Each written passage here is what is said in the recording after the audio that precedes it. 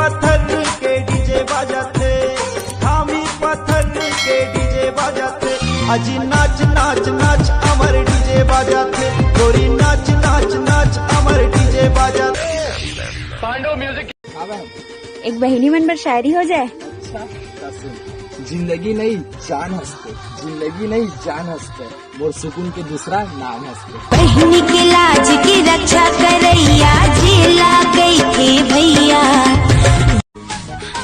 बड़े हाँ ABCD सुना भाई। ABCDEHI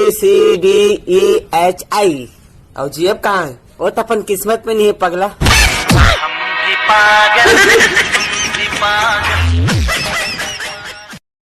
मोर से मिलना है तब महात्मा टिकली और सूट पहिर के आबे, मोर से मिलना है तब महात्मा टिकली।